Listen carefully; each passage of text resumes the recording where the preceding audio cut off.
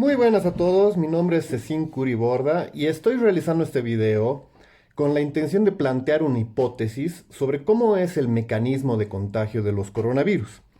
Entonces, me voy a estar refiriendo a todos los tipos de coronavirus, no solamente al coronavirus que está causando la pandemia que nos afecta en este momento. Bueno,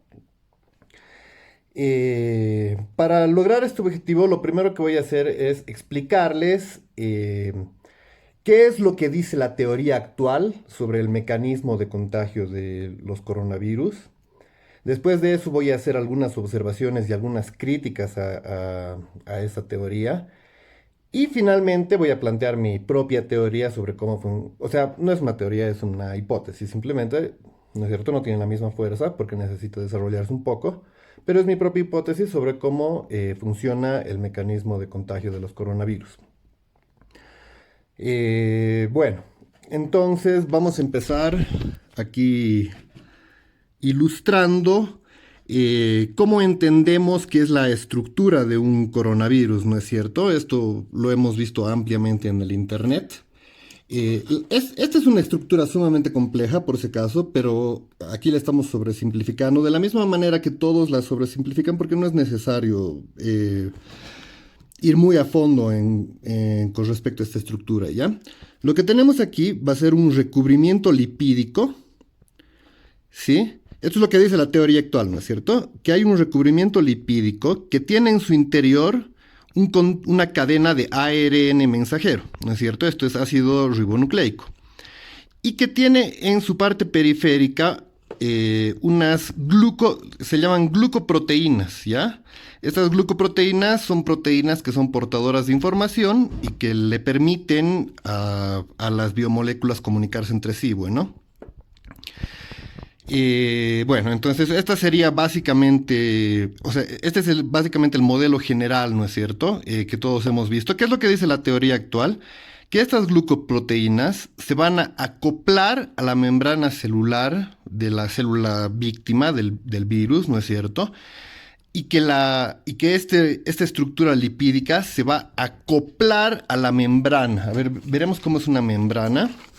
Aquí he traído he hecho un pequeño esquema.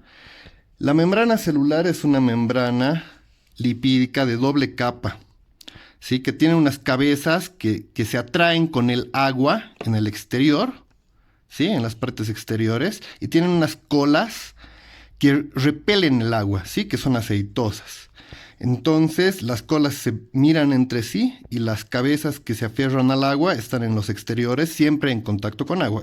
Así es una membrana lipídica. Estas estructuras rojitas que he puesto aquí son colesterol. Iba a utilizar este video para otro propósito, pero lo he terminado aprovechando en esto. Bueno, entonces, lo que dice la teoría actual es que estas glucoproteínas se van a acoplar a alguna proteína de la membrana y esta capa lipídica se va a abrir y se va a acoplar a la membrana celular. Muy bien. Bueno, yo ya observando desde este punto de vista, yo he empezado a dudar sobre lo que dice la teoría, ¿no? ¿Por qué? Porque cuando tienes una estructura lipídica tan pequeña como esta, las propiedades de los lípidos son muy diferentes a las propiedades que van a tener en la doble capa lipídica de la membrana celular. Cuando tienes estructuras de doble capa lipídica que son muy grandes, entonces sí se pueden dar esos fenómenos de acoplamiento. Pero cuando tienes estructuras lipídicas que son pequeñas, se van a formar lo que llamamos micelas lipídicas. La micela puede tener una sola cara, con las colas hacia el medio, o puede ser de doble capa también, ¿ya? O sea, va a tener unas cabezas hidrófilas en el interior, al igual que en el exterior, y va a tener las colas aquí en la doble capa, ¿no es cierto? Hasta donde yo tengo entendido, ni esta estructura ni esta estructura son capaces de acoplarse a la doble membrana lipídica, ¿sí? Y eso me hace dudar de que esta estructura pueda acoplarse a la doble membrana lipídica, ¿sí?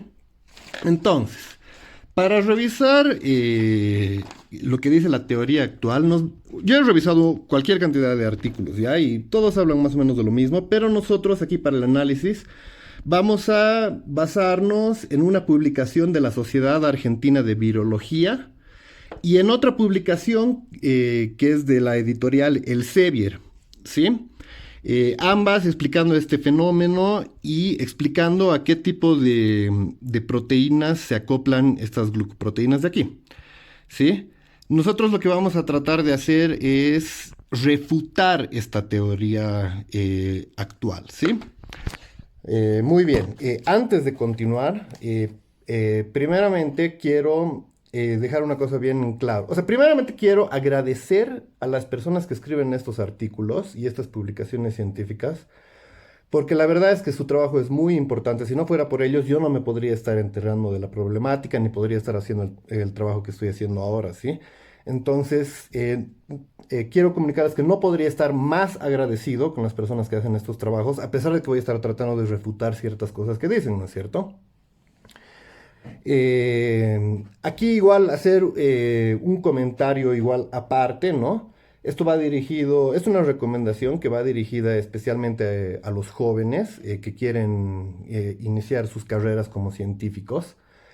Eh, o sea, bueno, nosotros aquí queremos refutar algo que se está diciendo, ¿no es cierto? Buenísimo, esa es la mejor parte de la ciencia, ¿no es cierto? Esa es la naturaleza misma de la ciencia, refutar cosas, plantear ideas, discutir, indagar, ¿no es cierto?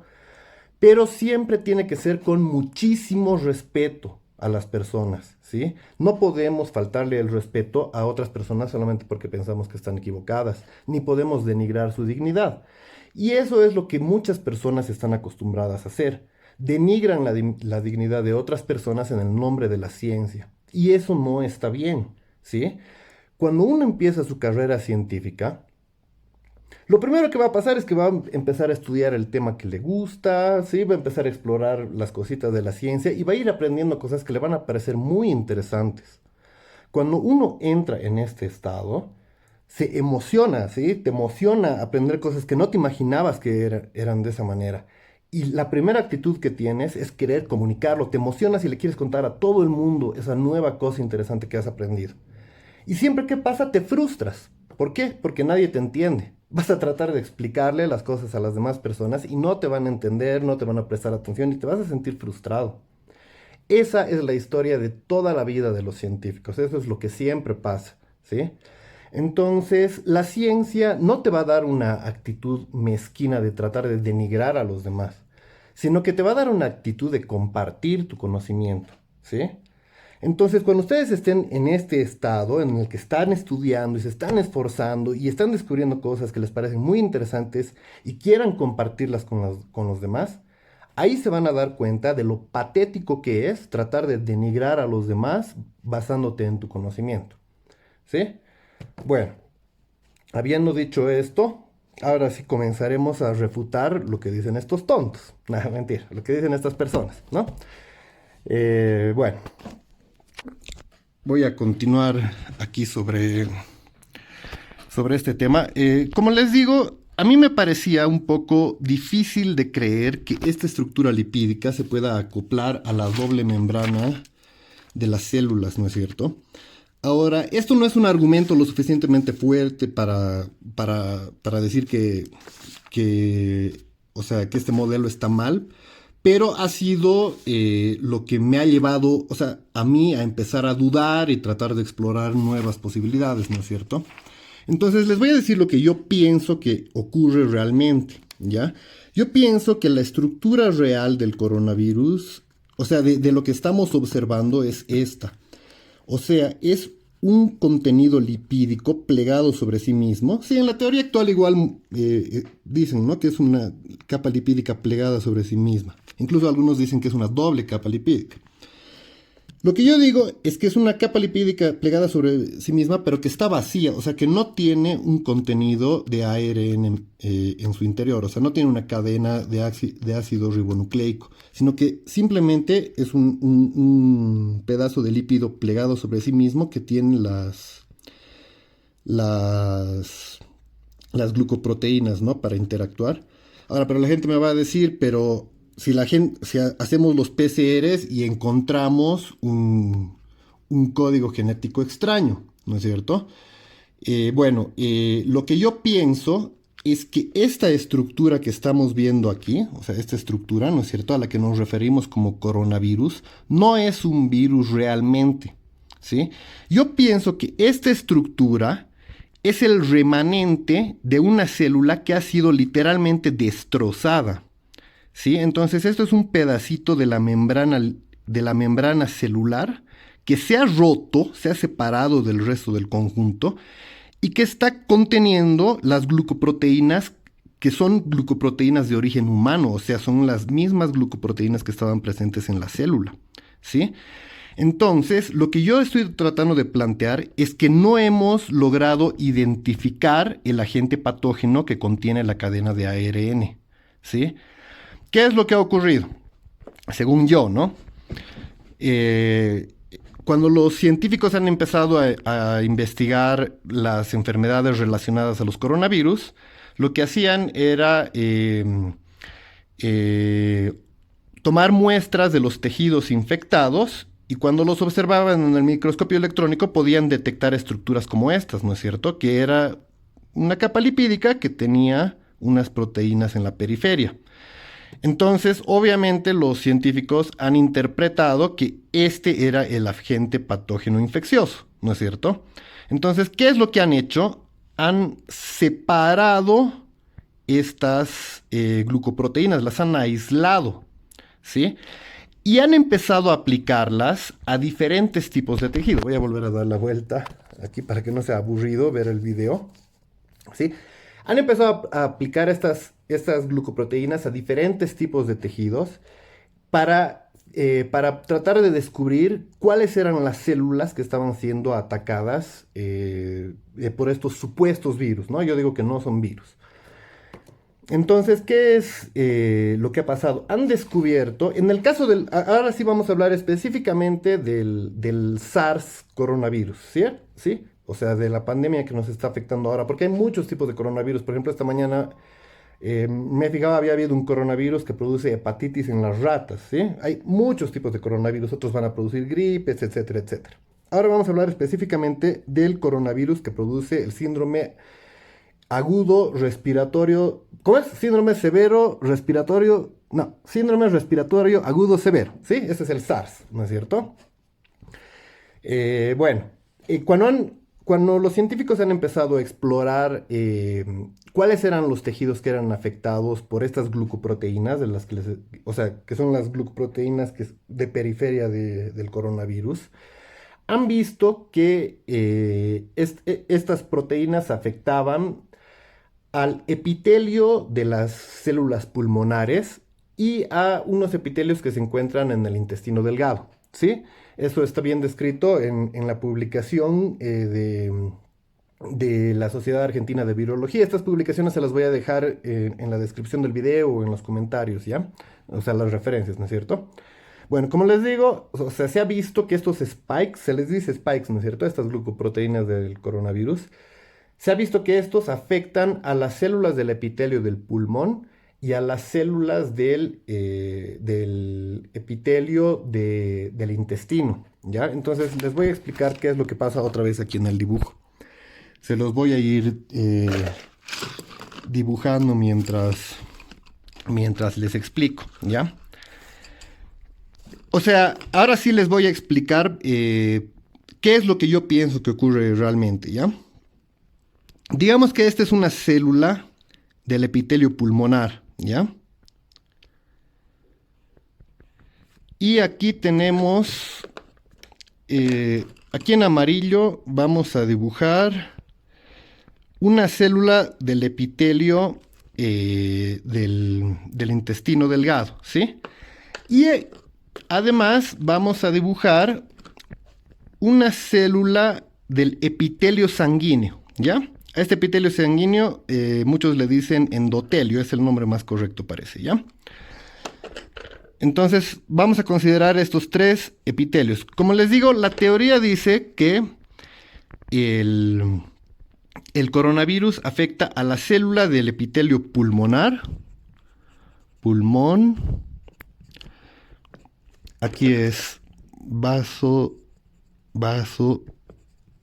sanguíneo y aquí es intestino.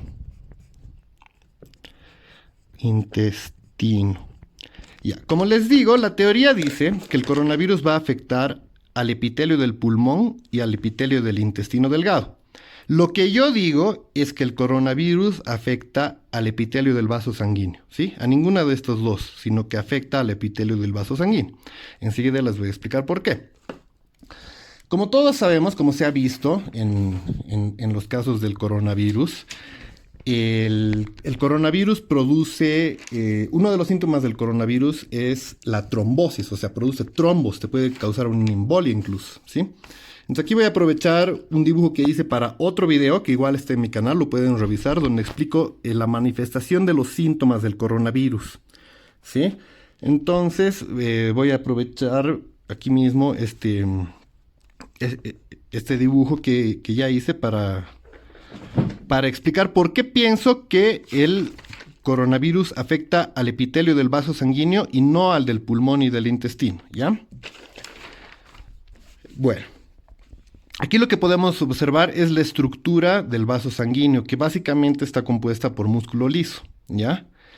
En la periferia del vaso sanguíneo, o sea, no es en la periferia, sino es en el interior, ¿sí? Esta es la luz del vaso sanguíneo, por aquí circula la sangre, ¿ya? Estos de aquí son los glóbulos rojos, ¿sí? No lo he dibujado de lo mejor, ¿ya? Estos de aquí serían los glóbulos blancos y estos cafecitos serían las plaquetas, ¿sí? Son los tres tipos de células que tenemos en la sangre. Ahora, estos de aquí son las células del epitelio del vaso sanguíneo. O sea, son la primera capa de células que están en contacto con la sangre. Como les digo, otros le dicen a esto endotelio y también se le puede decir mucosa del vaso sanguíneo, ¿ya? Ahora, entre el endotelio y el músculo liso vamos a tener aquí una sustancia, esta parte amarillita que ven aquí. Esto se llama matriz extracelular, ¿ya? Esta matriz extracelular contiene una sustancia que la conocemos como colágeno. Cuando este epitelio de aquí o este endotelio de aquí no está y las plaquetas entran en contacto con la matriz extracelular que tiene colágeno, inmediatamente se va a formar un trombo, o sea, se va a formar un coágulo, ¿me entienden? Esto es un fenómeno automático. O sea, cuando se rompe el vaso sanguíneo o se destruye el epitelio, sí, en cualquier corte va a ocurrir esto, ¿no? Te cortas, la sangre va a empezar a salir y va a entrar en contacto con la matriz extracelular y se va a coagular, ¿sí? ¿Qué es lo que hace el coronavirus? El coronavirus hace que la sangre se coagule dentro de nuestros cuerpos, ¿sí? ¿Por qué? Porque está destruyendo el epitelio del vaso sanguíneo.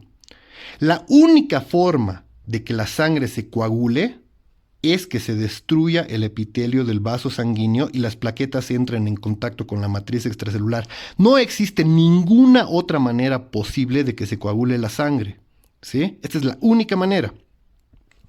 ¿Qué es lo que va a ocurrir? Este episodio va a durar poco tiempo. El cuerpo se da cuenta de que se está dando este fenómeno de trombosis y empieza a producir sustancias anticoagulantes.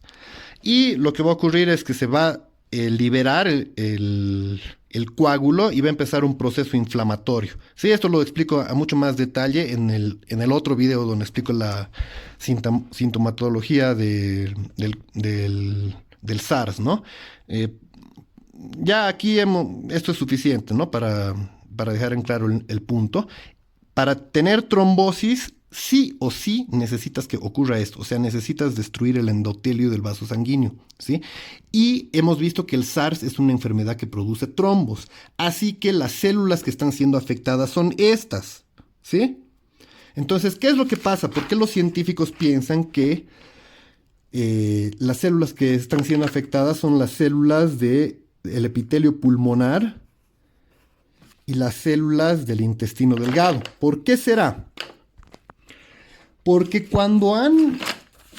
como les digo, cuando han observado por primera vez estas estructuras y las han aislado y han separado estos spikes, estas glucoproteínas, las han utilizado en diferentes tipos de tejido y han ido viendo a cuál tejido se puede acoplar. Y han encontrado que se acoplaban al epitelio del pulmón y que se acoplaban al epitelio del intestino, ¿sí?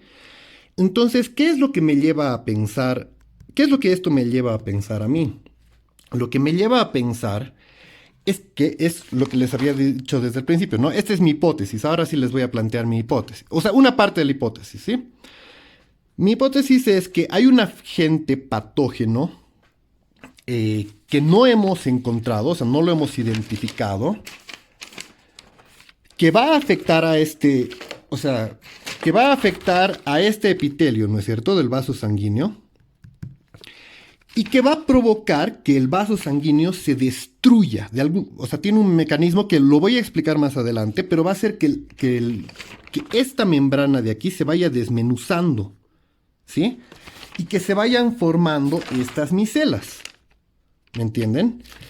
Entonces, estas proteínas de aquí son las proteínas características del epitelio del vaso sanguíneo que siempre está en contacto con el epitelio del pulmón y siempre está en contacto con el epitelio del intestino.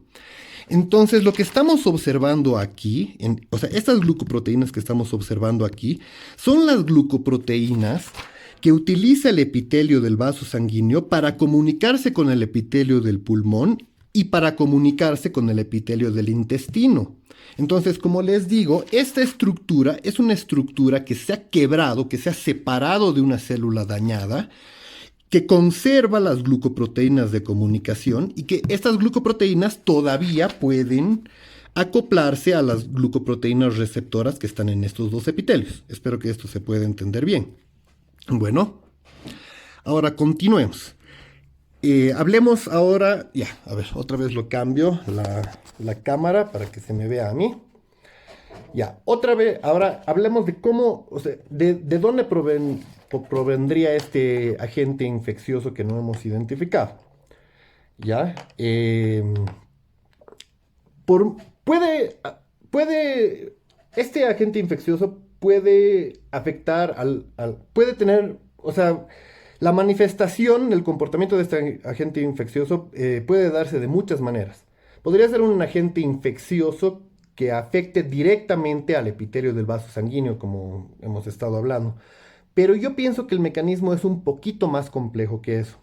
Por varias razones. Estas razones no las voy a explicar en este video, sino que me voy a dar tiempo de desarrollar esto un poco mejor en otro video más adelante, bueno.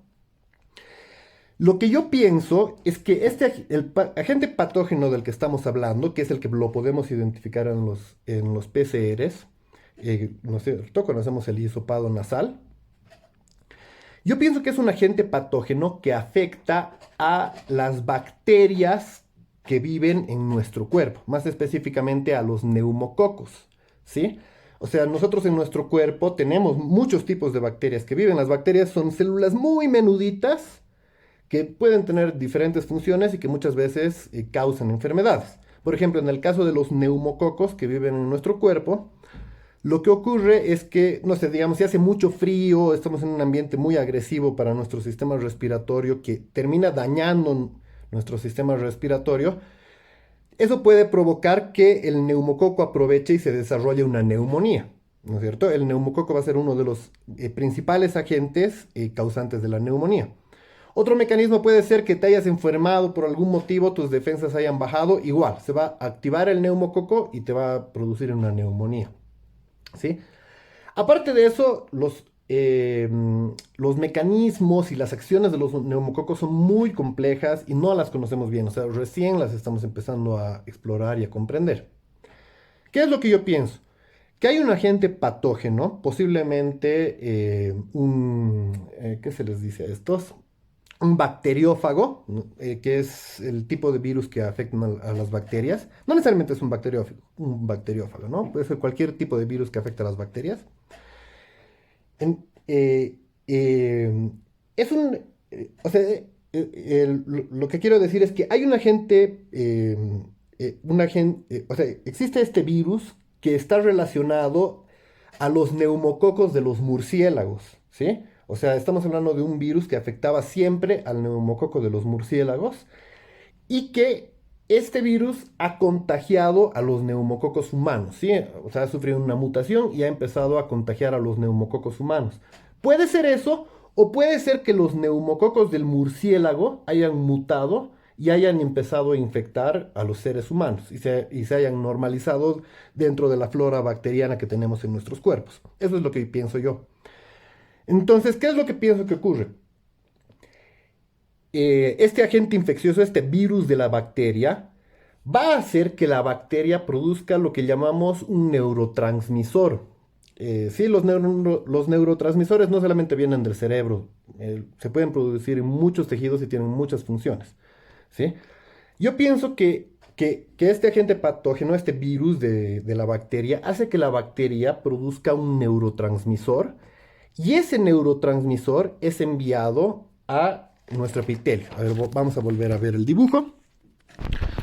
O sea, lo que yo estoy planteando es que aquí afuera, ¿no es cierto? Tenemos nuestros neumococos, que son bacterias bien chiquititas, menuditas. Y estos neumococos se están infectando con algún tipo de virus, ¿no es cierto? Y ese virus está haciendo que estos neumococos produzcan un neurotransmisor. A ver, lo voy a dibujar aquí más pequeñito con lápiz, digamos. Ya sería un puntito menudo, digamos, ¿no?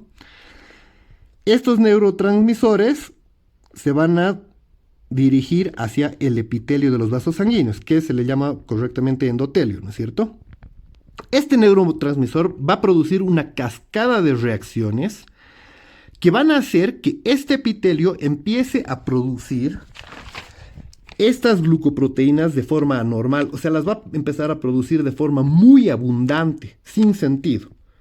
Y estas glucoproteínas se van a empezar a acoplar a la membrana, o sea, a la doble capa lipídica, ¿no? Van a empezar a entrar a la doble capa lipídica, porque eso es lo que hacen, ¿no es cierto? O sea, digamos, si aquí tienes tu membrana celular, o sea, las proteínas se van acoplando aquí, digamos, ¿no? ¿Me entienden? Aquí las podemos pintar de rojito las proteínas, digamos, ¿no? Las proteínas se van acoplando en la membrana celular, ¿sí? Pero esta membrana celular, o sea, las fuerzas que mantienen unida a esta membrana celular, a lo que estamos viendo aquí, a los lípidos, o sea, que van conformando la doble membrana, son fuerzas muy débiles. ¿Sí? Aquí estamos hablando de estructuras que son fluidas, esto no es rígido. En realidad, como les digo, estoy aprovechando un dibujo que había hecho antes. Como pueden ver, aquí le he puesto unas moléculas de colesterol. Y cuando tiene las moléculas de colesterol, así de esta manera, hace que la membrana se vuelva rígida, ¿sí? Por eso es que la he dibujado así recta y plana, ¿ya? Pero eso es otro tema, no tiene nada que ver. En realidad esto va a ser bastante fluido, ¿sí? Y si le vas acoplando proteínas aquí en esta zona, como les estoy mostrando aquí, ¿no?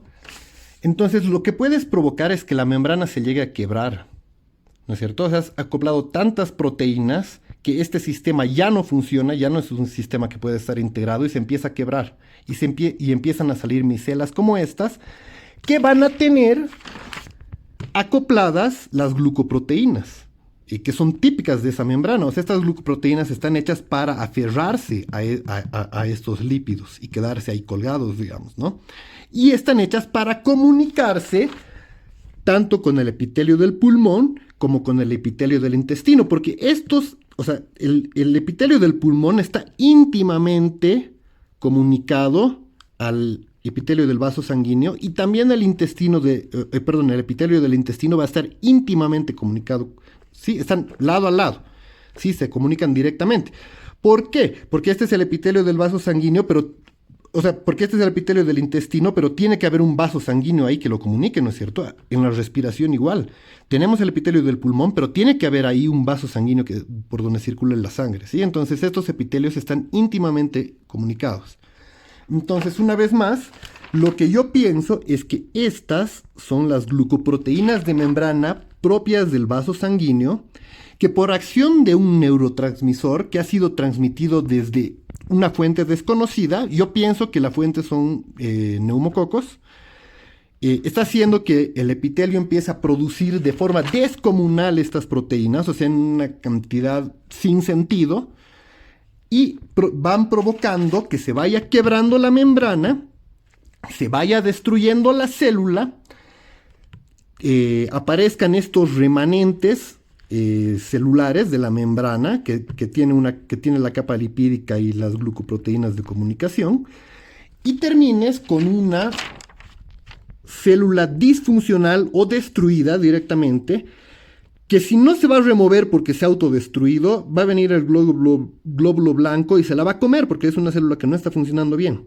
Entonces se va a generar un hueco aquí y se va a coagular la sangre, ¿sí? Como había mencionado en este mismo video donde explicaba los síntomas del coronavirus, yo pienso que la forma correcta, o sea, ¿qué es lo que pasa? O sea, una vez que la sangre, o sea, que la coagulación se revierte, ¿no es cierto? Y empieza el proceso inflamatorio. Este proceso inflamatorio es el que no nos va a dejar respirar. Y yo pienso que esto debe ser tratado con mate de manzanilla porque es un excelente desinflamante. Pero eso ya es otro tema. Sí, estamos hablando de mi hipótesis sobre el mecanismo de contagio del coronavirus. Sí, entonces, bueno, hasta ahí ya la habría concluido.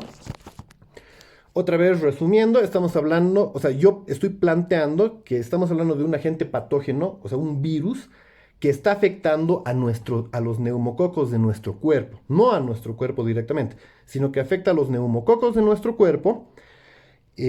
Cuando haga el video explicativo para desarrollar este tema, se van a dar cuenta de que sí es un argumento con mucha fuerza. Eh, y bueno, y está haciendo que los neumococos produzcan algún tipo de neurotransmisor que hace que el endotelio del vaso sanguíneo produzca un tipo específico de proteína de membrana, pero en grandes cantidades. Y esta producción masiva de proteínas de membrana, o sea, cuando las proteínas de membrana se acoplan a la membrana, la terminan destruyendo y se forman esas estructuras que las hemos interpretado como coronavirus, ¿no es cierto? Entonces, como se pueden dar cuenta, ya a partir de esta hipótesis que estoy planteando, el mismo nombre de los coronavirus ya pierde sentido, ¿no es cierto? Ya, porque esas estructuras, según yo, no son, no son virus, sino que son remanentes de células humanas destruidas. Bueno, no sé qué les ha parecido el video, espero les haya parecido interesante. Si le pueden dar like, poner comentarios, me ayudarían muchísimo. Si comparten el video igual me van a ayudar muchísimo. Aquí la intención simplemente es contribuir a la lucha contra esta pandemia que nos afecta muy seriamente. Me gustaría saber qué piensan, ¿no es cierto? Si tienen algo que comentar, háganlo por favor. Espero que esta información les haya sido útil. Voy a seguir publicando todo lo que sea posible. Y bueno, igual les pido que tomen en cuenta la información que les estoy dando y que la sigan trabajando, ¿no es cierto? Porque hacer ciencia es la única forma en la que vamos a poder superar esta pandemia. Bueno, que tengan un buen día y me despido. Nos vemos hasta la siguiente. Chao, chao.